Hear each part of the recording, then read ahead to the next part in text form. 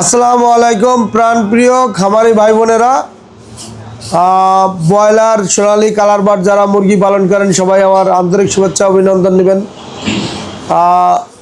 যারা মুরগি পালন করে হতগ্রস্ত মানে হতাশ, মুরগি মানে রোগ বালাইটা বইলে আসে না, কখন কোন রোগ আসে মানে আমাদের অনেক সময় নিয়ন্ত্রণের বাইরে চলে যায়। তাই আমাদের এই আইবিএস যে সমস্যাটা মোটামুটি আমরা এর একটা সলিউশন বাইর করছি, যেহেতু আমাদের নিজস্ব কিছু খামারি আছে তাদেরও এই আইবিএসগুলো হয়েছে। যাই হোক, এই আইবিএস হওয়ার কারণে মুরগি মারা যায় অনেক, কারো দেখা যায় এক রাত্রের ভিতরে প্রায় আপনার 80 পিস 100 পিস মুরগি মারা যায়। তো এই খামারিটার কি একটা ভয়াবহ অবস্থা, এই খামারিটা কোথায় যাবে? কোনো চিকিৎসায় কাজ হয় না, কোনো অ্যান্টিবায়োটিক তো দেয়াই যায় না, আর কোনো চিকিৎসাও কাজ হয় না।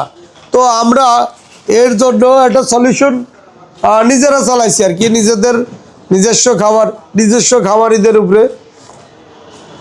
আইবিএস রোগ হলে আমরা কি করি, এটার জন্য আমরা আপনার 20 লিটার পানি নেব। 20 লিটার পানি নিয়ে গুড় দেব আপনার 400 গ্রাম আখের গুড়, আর ইস্ট দেবো 30 গ্রাম। তবে ইস্টে অ্যাক্টিভ করে নেব, ইস্ট এখানে বেশি দেওয়া যাবে না, তাহলে গ্যাস হবে। আর পানি দেবো 20 লিটার, ইস্ট গুড় আর হইছে পানি, এই তিনটা মিলে আমরা এটারে মিক্সার করে একটা ড্রামের ভিতরে এয়ার টাইট করে রাখবো 6 ঘন্টা। 6 ঘন্টা পরে এটার ভিতর থেকে গ্যাস বাইর করে দেবো। গ্যাসটা বাইর করে আরও 12 ঘন্টা রেখে দেবো, কাপড় দিয়ে ঢাইকে একটা ঢাকনা দিয়ে রেখে দেবো যাতে হালকা করে। এবং যখন ভিনেগারটা দেব, ভিনেগার এটা কিন্তু খাওয়ার মুহূর্তে দেবো, প্রতি 1 লিটারে 1 থেকে 1.5 গ্রাম। 3 দিন থেকে 4 দিন চালাবো এইভাবে। দিনের বেলা সকাল থেকে আপনার বিকালবেলা বন্ধ চালাবো। সকাল ধরেন 11টা 12টার দিকে দিলাম, আর বিকাল 4টে 5টা পর্যন্ত একবেলা চালাইলাম। তাতে কি হবে, এই যে মুরগির ডিহাইড্রেশন, যেটা আপনার অতিরিক্ত গরমের কারণে হাটে পানি হয় এবং মুরগির পায়খানা সাদা হয়, মুরগির পায়খানা হলুদ হয়, এইটা এই আইবিএস রোগের কারণে হয়। হাটে পানি হইলে এটার কোনো চিকিৎসা বা আপনার নাই, মুরগি মারা যায়। এখন যদি তলপেটে পানি আসলে আমরা সোডা ব্যবহার করি। সোডা আমি আজকে পুরা তথ্য দিয়ে দিতেছি, যেহেতু আমাদের আহামরি তেমন একটা মুরগিতে রোগ বালাই হলেও সমস্যা হয় না, কারণ এটা ঘরোয়া সমাধান আমরা নিজেরা করি। মুরগির আইবিএস এবং পেটে পানির ঘরোয়া সমাধান শীতের দিনে আমরা নিজেরা করি, আহামরি তেমন একটা সমস্যা না। আমরা পেটে পানি আসলে তলপেটে আমরা সোডা ব্যবহার করি 1 লিটারে 3 গ্রাম। সাথে আপনার হলো গিয়া কিডনি টনিক দেওয়ার পরে মোটামুটি 3-4 দিন চালালে মোটামুটি পেটে পানিটা কমে যায়। আর যেটা হয় সেটা তো আর মানে আপনার পুরোপুরি ভালো হয় না, কিন্তু পরবর্তীতে যে মুরগিগুলো আক্রান্ত হবে সেটা হয় না। যাই হোক, এই পেটে পানিগুলো আসে গ্যাসের কারণে, অতিরিক্ত গ্যাস হওয়ার কারণে পেটে পানি আসে। আর আইবিএস রোগটা হয় ডিহাইড্রেশনের কারণে, অতিরিক্ত তাপমাত্রা অতিরিক্ত গ্যাসের কারণে এই আইবিএস রোগটা হয়। যারা অতিরিক্ত গ্যাস করেন ফার্মে, তাদের এই আইবিএস রোগটা হবেই।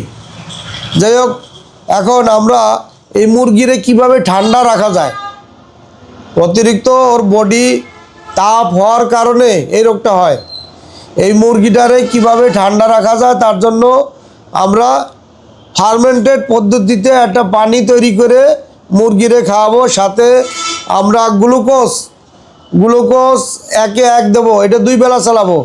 Glucose, electrolyte, vitamin C, vitamin E এবং ভিটামিন কে, এই কয়টা ওষুধ আমরা 2 বেলা চালাবো, সকালে এবং রাত্রে।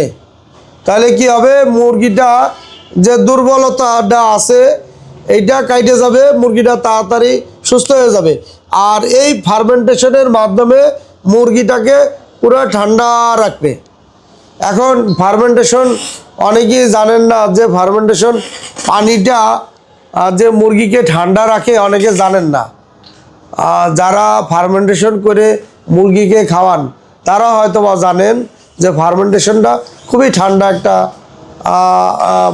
পানি এবং ঠান্ডা একটা খাবার, যা খাইলে মুরগি স্ট্রোক করে না।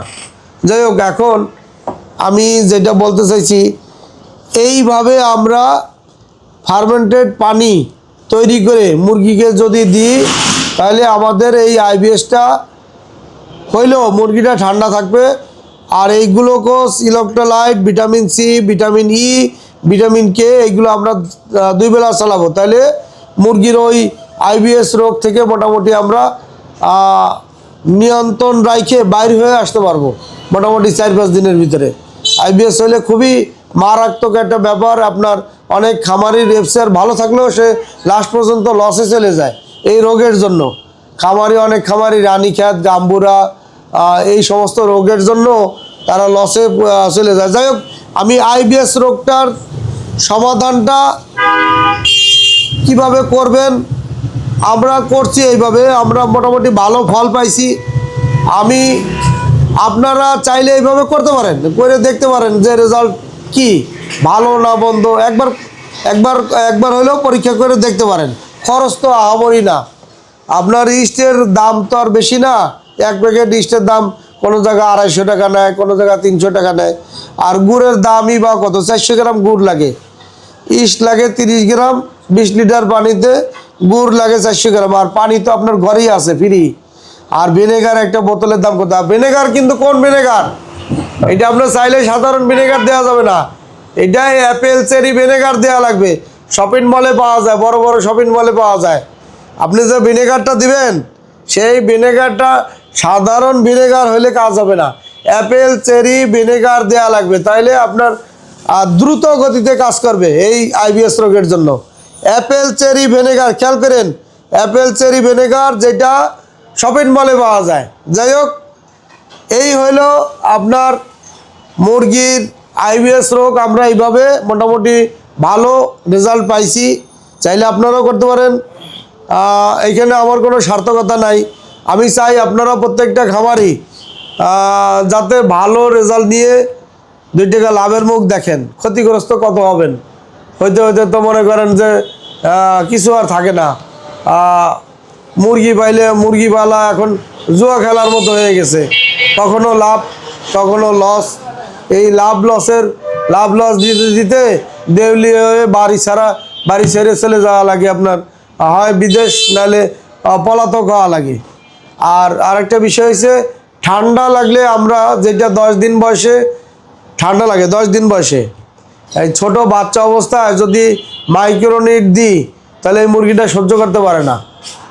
মাইক্রোনিট এটা 10 দিন বয়সে না, এটা 25 দিন 20 দিনের পরে গিয়ে মাইক্রোনিট ব্যবহার করতে পারবেন।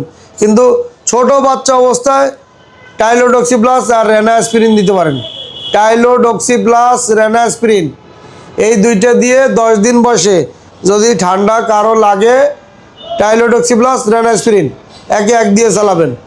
আর সাথে পালমো কেয়ার বা পালমো গোল্ড দিয়ে স্প্রে করবেন, তাহলে আপনার ওই ঠান্ডা থেকে মুরগিটা মোটামুটি নিয়ন্ত্রণ থাকবে। আর আমরা যে গ্লুকোজের কথা বলছি, গ্লুকোজ 1:1 যেটা আইবিএস হলে গ্লুকোজ 1:1, ইলেকট্রোলাইট 1:1, ভিটামিন সি 1:1 দেবেন, ভিটামিন ই 1:1 এবং ভিটামিন কে, এই শুধু ভিটামিন কেটা 3 লিটারে 1 মিলি দেবেন। তাহলে মোটামুটি আমাদের ডোজটা কমপ্লিট হবে। কয়দিন চালাবেন বলেন তো? চালাবেন হয়েছে 3 থেকে 5 দিন। কোনো কিছু যদি জানার ইচ্ছা থাকে তাহলে আমাদের কমেন্টস বক্সে আইসে আপনারা কমেন্টস করে যেতে পারেন, আমরা তার উত্তর দেব। এবং যদি কোনো ভুল ত্রুটি থাকে আপনাদের কোনো কাজে, তাও আপনারা কমেন্টস করে যেতে পারেন। যারা নতুন আছেন, পুরাতন আছেন, হয়তো অনেকেই জানেন না যে এইভাবে করলে মোটামুটি আইবিএস থেকে কিছু হইলেও আমরা নিরাপদভাবে বাইরে হয়ে আসতে পারবো। তো সুপ্রিয় দর্শক, আমি আজকে বিদায় নিতেছি মোহাম্মদ আব্দুর রহিম। দেখা হবে নতুন কোনো ভিডিওতে, নতুন কোনো টপিক নিয়ে আমি আপনাদের সামনে হাজির হব। আমাদের চ্যানেল সাবস্ক্রাইব করে আমাদের পাশে থাকবেন। খোদা হাফেজ।